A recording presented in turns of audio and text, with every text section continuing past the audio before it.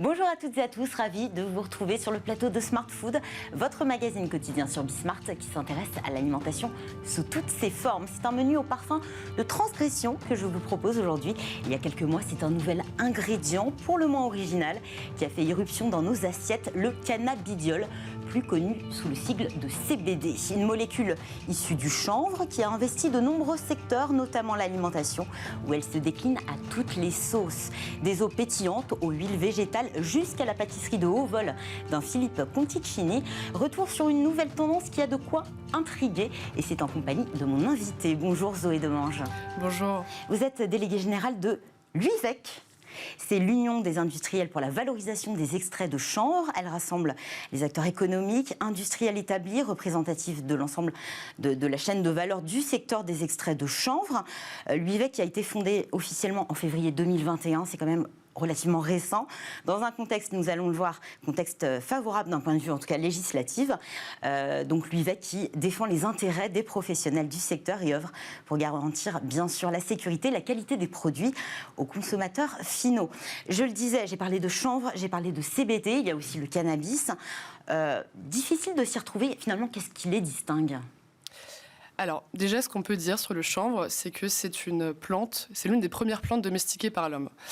Et donc, c'est une plante qui a de multiples usages et on a une très forte histoire en France avec le chanvre, puisqu'on est le premier producteur de chanvre en Europe et même, ça c'est depuis de nombreuses décennies, et on est aujourd'hui le troisième producteur au niveau mondial. Alors, le chanvre, le CBD est issu du chanvre, on extrait une molécule. Quelle est sa particularité ? En fait, on retrouve de nombreuses molécules dans le chanvre et en particulier dans les fleurs et les feuilles de chanvre.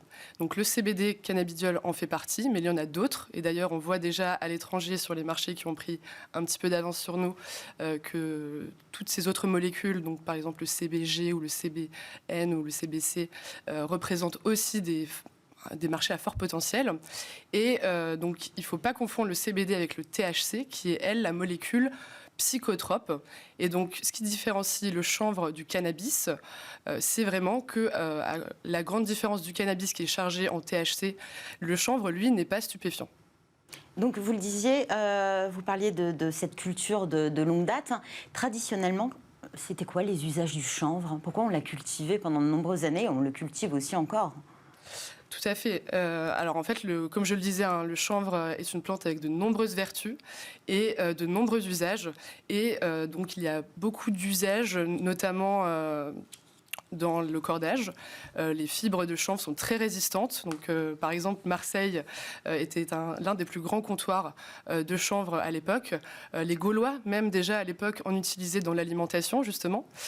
Et le chanvre a perduré pour ses nombreux usages aussi, également en papeterie, par exemple. Alors c'est vrai que là on parle de chanvre, mais plus récemment il y a un véritable engouement autour du CBD. Et c'est vrai qu'on le voit un peu mis à toutes les sauces. On le retrouve sous différentes formes, mais aussi dans des produits alimentaires. Finalement, c'est quoi l'intérêt de consommer du CBD ? Alors le CBD... J'allais dire d'en manger, mais ou d'en boire.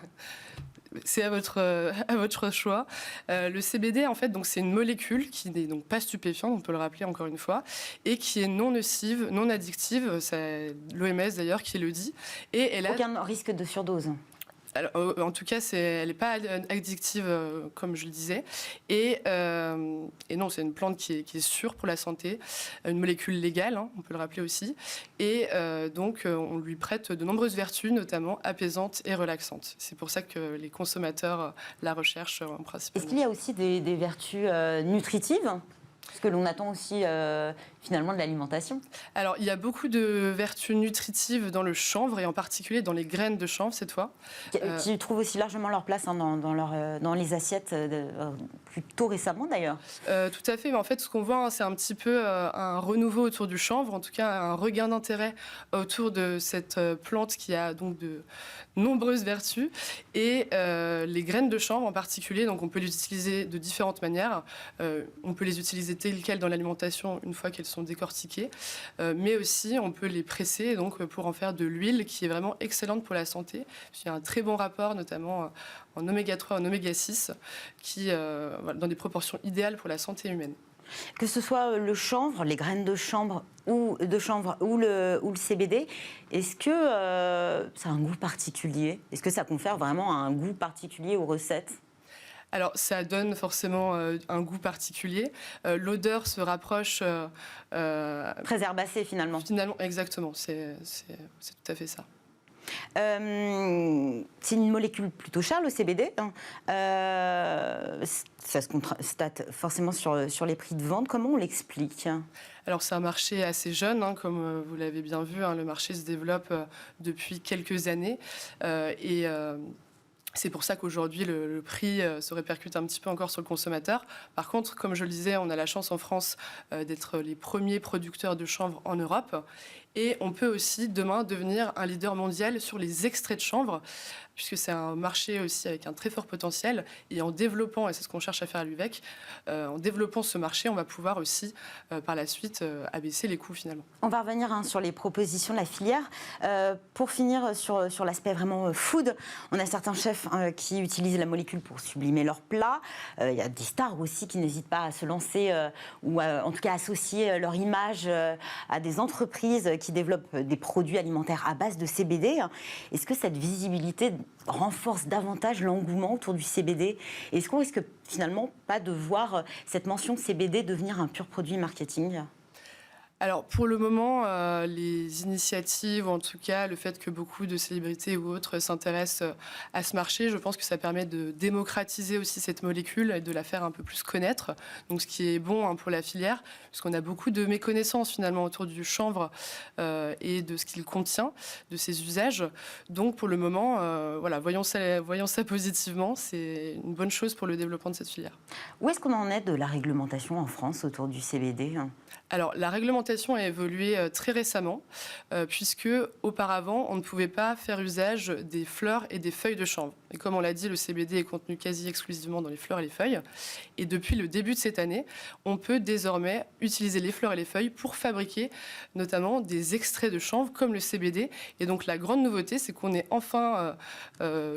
on peut enfin fabriquer du CBD made in France et d'ailleurs tous les autres extraits de chanvre que j'ai pu citer un peu plus haut. Avant effectivement la fin de l'année dernière, on a quand même vu des boutiques fleurir un peu partout en France. Elles ont profité de quoi? D'un flou juridique?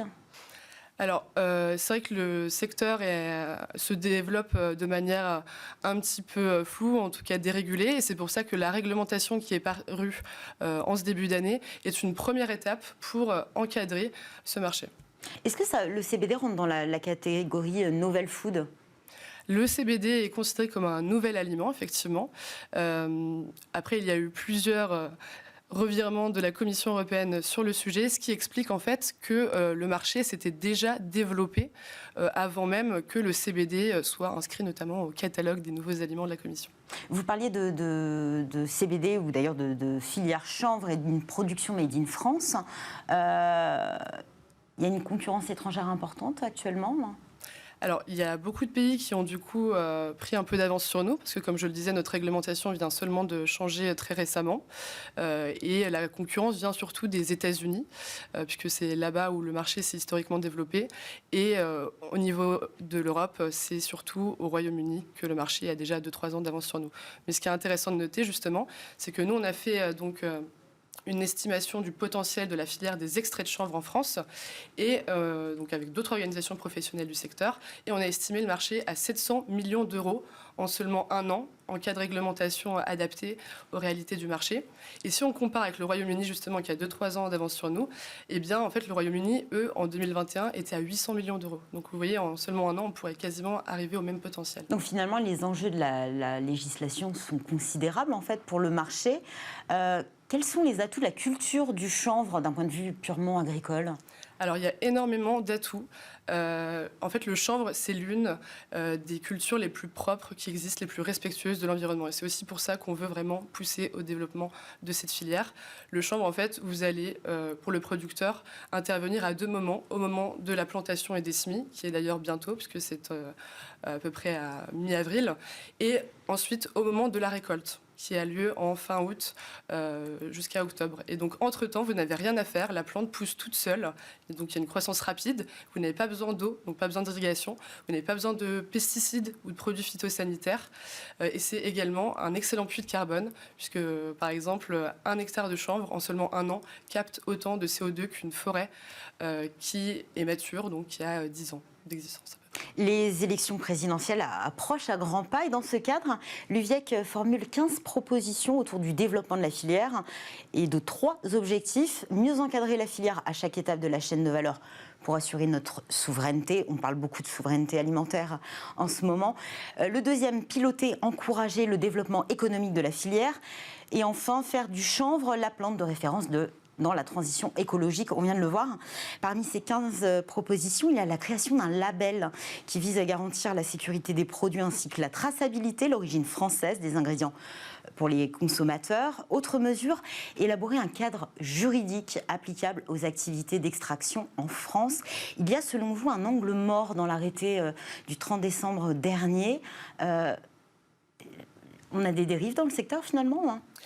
Alors, c'est pas exactement ça. C'est plus que, comme je le disais, la réglementation qui est parue en début d'année est une première étape et l'arrêté donc qui est paru ne permet pas d'encadrer véritablement toute la filière, les nouveaux produits notamment et les nouvelles activités. Donc l'extraction en fait partie. Ça ne veut pas dire qu'il y a des dérives, ça veut simplement dire, et c'est ce qu'on essaye de faire, qu'il faut, pour accompagner le développement de cette filière, mettre en place des réglementations qui soient adaptées pour que la filière atteigne son plein potentiel, puisqu'on le voit d'un point de vue économique, il est très fort. Puis il y a aussi cette mesure qui a attiré mon attention, autoriser la publicité, notamment en ligne, pour les produits contenant des extraits de chanvre. Actuellement, elle est interdite. Si une publicité est autorisée, est-ce qu'il faudrait l'encadrer, peut-être comme la loi E20 encadre la mention faite au sujet de l'alcool? Est-ce qu'il faudrait l'accompagner d'un message peut-être de prévention? Alors, on est en discussion justement avec la RPP notamment qui s'occupe de tout ce qui touche à la publicité. Mais ce qu'on peut noter, c'est que le secteur évolue, la réglementation évolue et donc on peut potentiellement imaginer que la publicité évolue aussi et on puisse faire enfin des messages, des publicités ciblées et commerciales sur le sujet. Merci beaucoup Zoé Desmanges. Je rappelle que vous êtes déléguée générale de l'UVIEC. Merci beaucoup. C'est la fin de cette émission. Merci à tous de nous avoir suivis. Je remercie Elisa à la réalisation, Saïd au son, Caroline qui m'a aidé à préparer cette émission, Carla pour l'accueil invité. Je vous donne rendez-vous demain pour un nouveau numéro de Smart Food. Excellente journée sur Bismart. À demain.